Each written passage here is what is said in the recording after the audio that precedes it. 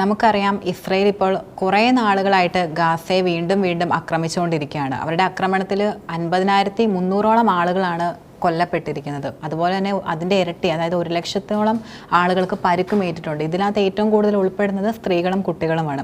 അപ്പോൾ ഇസ്രയേൽ ഒരു വംശഹത്യ തന്നെയാണ് ഗാസയിൽ നടത്തിക്കൊണ്ടിരിക്കുന്നതെന്ന് നമ്മൾ അടുത്തിടെ റിപ്പോർട്ടുകളെല്ലാം പുറത്തു വന്നിരുന്നു. അപ്പോൾ ഇപ്പോൾ ഏറ്റവും കൂടുതൽ പുറത്തു വന്ന റിപ്പോർട്ട് സൂചിപ്പിക്കുന്നതെന്ന് പറയുന്നത് ഇസ്രയേൽ അവരുടെ ആക്രമണത്തിൽ നടത്തിയ മാധ്യമ പ്രവർത്തകരുടെ എണ്ണം വളരെയധികം കൂടുതലാണെന്നാണ്. അത് കമ്പയർ ചെയ്ത് നോക്കുമ്പോൾ രണ്ടാം ലോക മഹായുദ്ധത്തെക്കാളും മറ്റ് ലോകത്ത് നടന്നിട്ടുള്ള എല്ലാ യുദ്ധങ്ങളെ വെച്ച് കമ്പയർ ചെയ്യുകയാണെങ്കിൽ അത് ഏറ്റവും കൂടുതലാണെന്നാണ് ഇപ്പോൾ പുറത്തു എന്ന റിപ്പോർട്ടുകൾ സൂചിപ്പിക്കുന്നത്. അതായത് മാധ്യമപ്രവർത്തകരെ മാത്രം ലക്ഷ്യം വെച്ചിട്ടുള്ള ഒരു യുദ്ധം നമുക്ക് പറയാം. കാരണം ഒരു തരത്തിലും അവിടെ നടക്കുന്ന കാര്യങ്ങൾ എന്താണെന്ന് പുറം ലോകം അറിയാൻ പാടില്ല എന്നൊരു ഇന്റൻഷൻ എടുത്തിട്ടുള്ള ഒരു ഇസ്രായേൽ നമുക്ക് കാണാം അല്ലേ. കാരണം ഈ പാലസ്തീനിലെ ഗാസയിലും നടത്തിയിട്ടുള്ള ഇസ്രായേൽ നടത്തിയ ആക്രമണങ്ങളിൽ ഏറ്റവും കൂടുതൽ പ്രതിഷേധിച്ച ഒരു ഗ്രൂപ്പ് എന്ന് പറയുന്നത് മാധ്യമ പ്രവർത്തകർ തന്നെയായിരുന്നു. കാരണം എങ്കിൽ മാത്രമേ ഉള്ളൂ, മാധ്യമങ്ങളിലൂടെ മാത്രമേ ഉള്ളൂ ഇത് പുറം ലോകം കാര്യങ്ങൾ സത്യാവസ്ഥ എന്താണെന്ന് അറിയിക്കുകയുള്ളൂ. കാരണം അല്ലാത്ത മറ്റൊരു രീതിയിലായാലും അവിടുത്തെ വൈഫൈ ആയാലും അല്ലെങ്കിൽ നെറ്റ് കണക്ഷൻസും മറ്റു കാര്യങ്ങൾ വൈദ്യുതി ആയാലും എല്ലാം തന്നെ അവർ മുടക്കിയിട്ടുണ്ടായിരുന്നു. അപ്പൊ പുറം ലോകവുമായിട്ട് ഇവർക്ക് യാതൊരു വിധത്തിലുള്ള ഒരു സമ്പർക്കം പുലർത്താൻ കഴിയില്ല. ഇവിടെ നടക്കുന്ന കാര്യം എന്താണെന്നും ബാക്കിയുള്ള ജനതയിലേക്ക് അറിയിക്കാൻ കഴിയില്ല.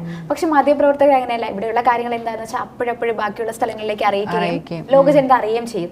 അത് ഒഴിവാക്കാൻ വേണ്ടിയിട്ടാവണം അവരെ തന്നെ ലക്ഷ്യം വെച്ചുകൊണ്ട് ഇത്തരത്തിലുള്ള ഒരു വലിയമായിട്ടുള്ള ഗണ്യമായിട്ടുള്ള ഒരു വർധനവ്, അവരെ കൊലപ്പെടുത്തുക എന്നൊരു വർധനവ് അവിടെ നടത്തിയിട്ടുണ്ടാവുക. കാരണം ഇപ്പോൾ നമുക്കറിയാം രണ്ടാം ലോക മഹായുദ്ധമൊക്കെ നമ്മുടെ എത്രമാത്രം ക്രൂരമായിരുന്നു, അത്രമാത്രം ദാരുണമായിട്ടൊരു സംഭവമാണെന്ന് നമുക്കറിയാം. അപ്പം അതിനെ വെച്ച് നോക്കുമ്പോഴാണ് ഇപ്പം ഈ നൂറ്റാണ്ടിൽ നടന്ന ആക്രമണത്തിൽ ഏറ്റവും കൂടുതൽ മാധ്യമപ്രവർത്തകർ കൊല്ലപ്പെട്ടിരിക്കുന്നത്. അതപ്പം നെതന്യാഹുവിൻ്റെ ഇസ്രായേലിലേക്ക് ഏറ്റവും വലിയൊരു നീചമായിട്ടുള്ളൊരു മുഖമാണ് ഇതിൽ നിന്ന് നമുക്ക് മനസ്സിലാക്കാൻ കഴിയുന്നത്. തീർച്ചയായിട്ടും നമ്മൾ നേരത്തെ പറഞ്ഞതുപോലെ അവിടുത്തെ മരണങ്ങളൊക്കെ നോക്കുകയാണെങ്കിൽ കൂടുതലും പിഞ്ചു കുഞ്ഞുങ്ങളെ വരെ കൊലപ്പെടുത്തിയ ഒരു യുദ്ധമായിരുന്നു അത്. ഇപ്പോഴും അവസാനിക്കുന്നത് ഒരുപാട് വർഷങ്ങൾ നീണ്ടു നിൽക്കുന്ന രീതിയിൽ അവസാനിപ്പിക്കാൻ ഒരു ലക്ഷ്യമില്ലാത്ത ഒരു യുദ്ധം. 50,000-ഓളം ആളുകൾ മരണപ്പെട്ടു എന്ന് പറയുമ്പോൾ തന്നെ നമുക്ക് ചിന്തിക്കാം എത്രമാത്രം വലിയൊരു യുദ്ധമാണെന്ന്. കാരണം അവരുടെ പൂർണ്ണമായിട്ടൊരു വംശഹത്യയാണ്. അവിടുത്തെ കുഞ്ഞുങ്ങളെ ലക്ഷ്യം വെക്കുന്നതെന്ന് അറിയാം. അതിലൂടെ നമുക്ക് മനസ്സിലാക്കുന്നത് പുതിയൊരു തലമുറ ഗാസയിൽ ഉണ്ടാകരുത്, ഗാസയെ മുഴുവനായി തുടച്ചു നിൽക്കുക എന്നൊരു ലക്ഷ്യം തന്നെയാണ്. ഈ ഒരു ലക്ഷ്യം തന്നെയാണ് നമ്മുടെ ഡൊണാൾഡ് ട്രംപിനുമുള്ളത്. അദ്ദേഹത്തിന്റെ ഒരു അദ്ദേഹത്തിന്റെ ആഗ്രഹം എന്താണോ അത് ഇസ്രയേൽ വഴി നടത്തുന്നു എന്ന രീതിയിലും ചില വാർത്തകൾ പോയിട്ടുണ്ടായിരുന്നു. അദ്ദേഹം എന്താണോ ഉദ്ദേശിക്കുന്നത് അത് ഇസ്രയേൽ നടത്തുന്നു. അതിനു വേണ്ടിയിട്ടുള്ള എല്ലാ സപ്പോർട്ടും ഇസ്രയേലിന് നൽകുന്നു. യുദ്ധത്തിനായാലും അല്ലെങ്കിൽ സൈനിക സേവനമായാലും അല്ലെങ്കിൽ ആയുധങ്ങളുടെ കാര്യത്തിലായാലും വളരെയധികം പ്രഹരശേഷിയുള്ള ആയുധങ്ങളൊക്കെയാണ് നൽകുന്നത്. ജോ ബൈഡനൊക്കെ നിർത്തലാക്കിയിട്ടുള്ള അല്ലെങ്കിൽ നൽകാൻ കഴിയില്ല എന്ന് പറഞ്ഞ് ഒരു സമയത്ത് നിർത്തിയിട്ടുള്ള പ്രഹരശേഷിയുള്ള ബോംബൊക്കെ പിന്നീട് ഇസ്രയേലിന് കൊടുക്കുന്നു. അതെ, ട്രംപ് അധികാരത്തിലേറിയതിനു ശേഷം വീണ്ടും. കാരണം പക്ഷേ ട്രംപ് അധികാരത്തിലേറിയപ്പോൾ അദ്ദേഹം പറഞ്ഞിരുന്നത് ഗാസ ഇസ്രായേൽ യുദ്ധങ്ങളെല്ലാം അവസാനിപ്പിച്ച് ലോകത്ത് സമാധാനം കൊണ്ടുവരും എന്നുള്ള തരത്തിലായിരുന്നു. പക്ഷേ അദ്ദേഹത്തിന്റെ പ്ലാൻ എന്ന് പറയുന്നത് ഗാസ ഒരു ഉല്ലാസ കേന്ദ്രമാക്കി മാറ്റുക എന്നുള്ളതായിരുന്നു. അപ്പം അതിന് കൂടുതലും അതിനെ സപ്പോർട്ട് ചെയ്തതെന്ന് പറഞ്ഞാൽ ഇസ്രയേൽ മാത്രമാണ്. അപ്പം ഇസ്രയേലും അമേരിക്കയും കൂടെ ചേർന്ന് ഗാസ ഇല്ലാതാക്കുകയാണെന്ന് നമുക്ക് പറയാൻ കഴിയും. അതുപോലെ തന്നെ പക്ഷേ ഈ ഗാസ നിവാസികൾക്ക് അല്ലെങ്കിൽ ഗാസയ്ക്ക് സപ്പോർട്ടായിട്ട് നിൽക്കുന്നത് മറ്റ് അറബ് രാജ്യങ്ങളുണ്ട്.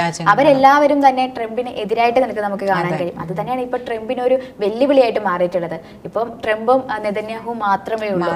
അതുകൊണ്ട് അവർ യുദ്ധത്തിലൂടെ എല്ലാം നേടിയെടുക്കാം അല്ലെങ്കിൽ സൈനിക ബലത്തിലൂടെ നേടിയെടുക്കാം എന്നൊരു അഹംഭാവം അവർക്കുണ്ട്. അതെ, അദ്ദേഹം ഇപ്പം അധികാരത്തിലേറിയതിനു ശേഷം നടത്തിയിട്ടുള്ള നയങ്ങളെല്ലാം തന്നെ ഇപ്പൊ അമേരിക്കയ്ക്ക് തന്നെയാണ് വലിയ തിരിച്ചടിയായി. ഇപ്പം ആഗോള വ്യാപാര യുദ്ധമാണെങ്കിലും തീരുവ ചുമത്തുന്ന കാര്യങ്ങളാണെങ്കിൽ പോലും അത് അമേരിക്കയുടെ സാമ്പത്തിക വ്യവസ്ഥയെ തന്നെയാണ് കൂടുതലും ബാധിച്ചുകൊണ്ടിരിക്കുന്നതെന്ന് നമുക്ക് പറയാൻ കഴിയും. ഇപ്പൊ അതുകൊണ്ട് തന്നെയാണ് ട്രംപിന്റെ വലങ്കൈനായിട്ടുള്ള എലോൺ മസ്കിന് വരെ വളരെ സാമ്പത്തികപരമായിട്ടും മറ്റു രീതിയിലെല്ലാം കുറച്ച് നമുക്ക് താന്നു നിൽക്കുന്ന ഒരു കാര്യമാണ്. ലേറ്റസ്റ്റ് ആയിട്ട് പുറത്തുവന്ന റിപ്പോർട്ടുകളൊക്കെ അമേരിക്കയുടെ സമ്പദ് വ്യവസ്ഥ തകരും എന്നുള്ള രീതിയിലാണ് വിദഗ്ധരെല്ലാം ചൂണ്ടിക്കാട്ടുന്നത്. അമേരിക്ക ഇപ്പൊ ആകെ ഒന്ന് ആടി ഉലഞ്ഞിരിക്കുന്ന ഒരു കാര്യമാണ്. അതിനുള്ള കാരണം ട്രംപ് തന്നെയാണ്. തീർച്ചയായിട്ടും അദ്ദേഹം രണ്ടാമത് അധികാരത്തിലെത്തിയപ്പോൾ വളരെയധികം അദ്ദേഹം ഒരു ക്രൂരനായി മാറിക്കൊണ്ടിരിക്കുന്ന ഒരു കാര്യം നമുക്ക് കാണാൻ കഴിയും. മറ്റു രാജ്യങ്ങൾക്ക് ഇത്തരത്തിലുള്ള പലതരത്തിലുള്ള ഒരു താരിഫ് നിയമങ്ങളായാലും മറ്റു പല കാര്യങ്ങൾ ചെയ്തിട്ടായാലും ബാക്കിയുള്ള രാജ്യങ്ങളെ ഇത്തരത്തിലും പിണക്കുക, ഒരു ലോകശക്തിയായിട്ട് മാറുക എന്നൊരു ലക്ഷ്യം മാത്രമേ ട്രംപിനുള്ളൂ.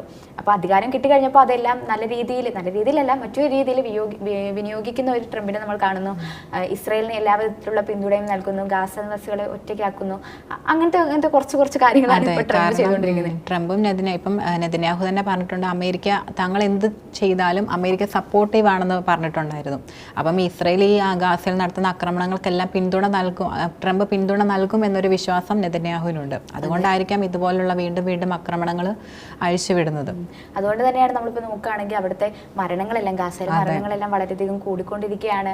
അവിടുത്തെ പിഞ്ചു കുഞ്ഞുങ്ങൾക്ക് പോലും അവിടെ ജീവിക്കാനുള്ള, ഇപ്പൊ പിഞ്ചു കുഞ്ഞുങ്ങൾ എന്ന് പറയുമ്പോൾ പറയാൻ പോലും, കാരണം അവിടുത്തെ സ്കൂളുകളിലാണെങ്കിലും ഗ്രൗണ്ടുകളിലും ഇനി കുട്ടികളില്ല. അവിടെ ആശുപത്രികൾ പോലും, ആകെ ഉണ്ടായിരുന്ന ഒരു ക്യാൻസർ ആശുപത്രി, അതായത് ക്യാൻസർ ചികിത്സയ്ക്കായിട്ടുള്ള ആശുപത്രി പോലും ഇല്ലാണ്ടാക്കിയിട്ടുണ്ടായിരുന്നു. അതിന് അവർ മെയിനായിട്ട് പറഞ്ഞത് അവിടെയാണ് ഹമാസ് അല്ലെങ്കിൽ തീവ്രവാദികൾ കൂടുതലായിട്ടുള്ളത്, അതുകൊണ്ടാണ് അത് നശിപ്പിച്ചത് എന്ന രീതിയിലൊക്കെ പറഞ്ഞിട്ടുണ്ടെങ്കിൽ പോലും സാധാരണ ഒരു മാനുഷിക പരിഗണന രീതി പോലും കൊടുക്കാതെ, അത് മാത്രമല്ല ഇത്രയും യുദ്ധക്കെടുതിയിൽ കഴിയുന്ന ആളുകൾക്ക് ഭക്ഷണവും വെള്ളവും പോലും കൊടുക്കാത്ത ക്രൂരത. അപ്പം ഈ ഭക്ഷണം വെള്ളമായിട്ട് വന്ന ട്രക്കുകളൊക്കെ അവർ ഇസ്രയേൽ തടഞ്ഞു വെക്കുകയായിരുന്നു. അപ്പം അത്രമാത്രം ക്രൂരതയാണ് ഗാസ നിവാസികളോട് ചെയ്യുന്നത്. പിഞ്ചു കുഞ്ഞുങ്ങൾ മരിക്കുന്ന, മാത്രമല്ല അഭയാർത്ഥി കേന്ദ്രങ്ങളിൽ പോലും ബോംബ് വർഷിക്കാൻ കാണിക്കുന്ന നെതന്യാഹു, അവർ താമസിക്കുന്ന ടെന്റുകളിലും ഇപ്പൊ കെട്ടിടാവശിഷ്ടങ്ങളിലും അതുപോലെ ടെന്റുകളിലൊക്കെയാണ് അവിടുത്തെ ആളുകൾ ഇപ്പൊ താമസിച്ചുകൊണ്ടിരിക്കുന്നത്. അപ്പം ആ ഒരു സാഹചര്യത്തിൽ പോലും അവരെ അവിടെ പോലും സമാധാനമായിട്ട് ജീവിക്കാൻ അനുവദിക്കും. അതെ, ഇപ്പൊ അവർക്കെന്ന് പറഞ്ഞാൽ ആരുമില്ല. എന്താണ്, കുഞ്ഞു കുട്ടികൾ പോലും ഒറ്റയ്ക്കാവുന്ന ഒരു സാഹചര്യത്തില് അവരെ പോലും ഇല്ലാണ്ടാക്കാൻ നോക്കുന്ന നെതന്യാഹു, അതിന് കൂട്ടുനിൽക്കുന്ന ട്രംപ്, അതാണ് ഇപ്പോൾ കണ്ടുകൊണ്ടിരിക്കുന്നത്. അപ്പം ലോകം ഇപ്പോൾ ഒരു സമാധാനത്തിലേക്ക് ലോകത്തെ കൊണ്ടുപോകുമെന്ന് പറഞ്ഞിട്ട് ഇപ്പോൾ യഥാർത്ഥത്തിൽ ഒരു മൂന്നാം ലോക മഹായുദ്ധത്തിലേക്കാണ് ട്രംപിന്റെ നയങ്ങളെല്ലാം ഇപ്പം കൊണ്ടെത്തിച്ചിരിക്കുന്നത് നമുക്ക് പറയാൻ കഴിയും. കാരണം ഇപ്പൊ ഈ രണ്ടാമത്തെ ഒരു അധികാരം ഏറിയതിനു ശേഷം ട്രംപ് വളരെയധികമായിട്ട് മറ്റു രാജ്യങ്ങളെ ആയാലും എല്ലാ തരത്തിലും ഒരു വലിയൊരു ഭീഷണികൾ മുഴക്കി എല്ലാ രാജ്യങ്ങളെയും അമേരിക്കയുടെ പരിധിയിൽ കൊണ്ടുവരാം എന്നുള്ളൊരു രീതിയിലാണ് ട്രംപ് മുന്നോട്ട് പോകുന്നത്. പക്ഷേ അതിനെതിരെ പല രാജ്യങ്ങളും കടുത്ത വിമർശനങ്ങളായിട്ട് വരുന്നുണ്ട്.